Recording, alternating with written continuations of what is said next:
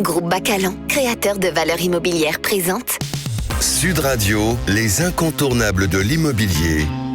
Thomas Binet. Bienvenue dans ce nouvel épisode d'Oser Investir, les incontournables de l'immobilier. Je suis accompagné de Stéphane Dalliet. Bonsoir Stéphane. Bonsoir Thomas. Stéphane, vous êtes le président associé au sein du groupe Bacalan.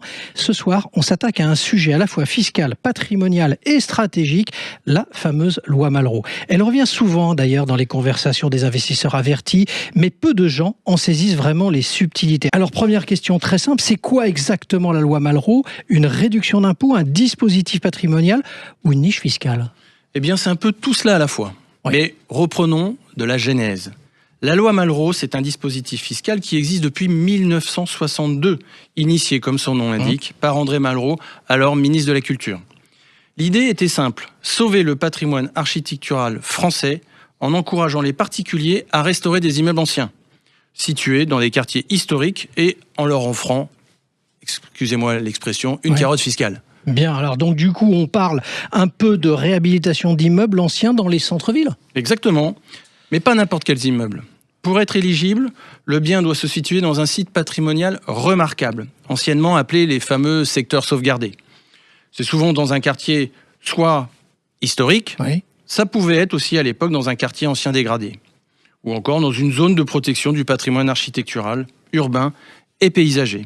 Et les travaux doivent être validés par un architecte des bâtiments de France, et j'insiste, ce qui garantit une certaine rigueur dans la rénovation. Et en contrepartie, on bénéficie d'un avantage fiscal, mais justement, à quel niveau ? C'est là que la loi Malraux est très attractive.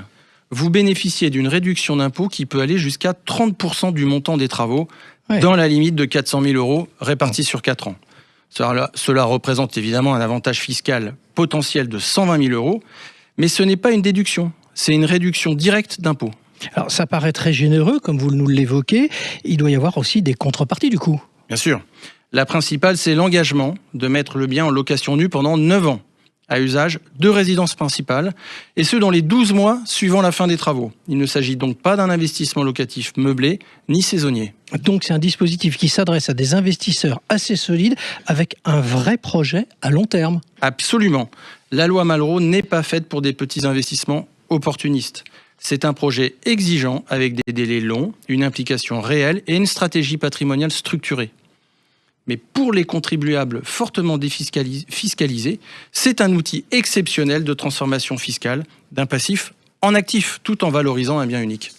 Est-ce que tout le monde peut y accéder, Stéphane, ou faut-il des profils particuliers ? Toute personne domiciliée fiscalement en France peut en bénéficier. En revanche, dans la pratique, ce sont surtout des cadres dirigeants, professions libérales ou chefs d'entreprise qui y ont recours, car il faut souvent avancer les fonds des travaux, qui peuvent représenter 2 500 à 4 000 euros du mètre carré quand même, et attendre plusieurs mois, voire années, avant de mettre le bien en location. Donc, c'est un investissement, mais aussi un engagement culturel. Exactement, c'est un placement à la croisée de 3 dimensions, voire 4, économique, patrimonial, civique, mais aussi écologique. On restaure du bâti ancien, souvent à l'abandon, on redynamise des quartiers entiers et on inscrit son nom dans l'histoire d'un lieu. Certains parlent même de mécénat immobilier tant la démarche est vertueuse. Mais il y a des pièges à éviter, j'imagine, ou des erreurs fréquentes qu'on rencontre ? Oui. Le plus courant, c'est de sous-estimer la complexité technique et administrative. Une rénovation en loi Malraux nécessite un permis de construire, un contrôle strict de l'ABF et des entreprises spécialisées. Mieux vaut passer par des opérateurs expérimentés ou des montages en vire, en vente d'immeubles à rénover, qui sécurisent le parcours et garantissent les conditions fiscales. Sans cela, le risque de redressement fiscal est réel. Et est-ce que ce dispositif entre dans le plafonnement global des niches fiscales ? C'est l'un de ses grands atouts. Non. Contrairement à beaucoup d'autres réductions, la loi Malraux échappe au plafonnement des niches fiscales de 10 000 euros par an, ce qui en fait une arme redoutable pour ceux qui payent beaucoup d'impôts. Alors Stéphane, si vous deviez résumer la loi Malraux en une phrase. C'est un dispositif d'exception pour des biens d'exception, destiné à des contribuables exigeants qui veulent allier sens, rentabilité et transmission. Car au-delà de la défiscalisation, c'est souvent un actif de prestige, transmissible dans de très bonnes conditions. Merci Stéphane pour votre éclairage. Alors comme quoi, chers auditrices et auditeurs, fiscalité et patrimoine peuvent former un duo gagnant, à condition d'ailleurs d'être bien accompagnés.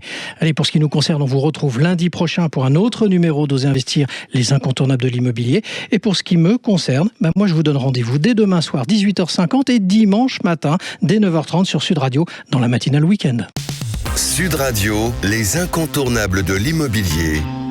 Thomas Binet. Avec Groupe Bacalan, créateur de valeurs immobilières.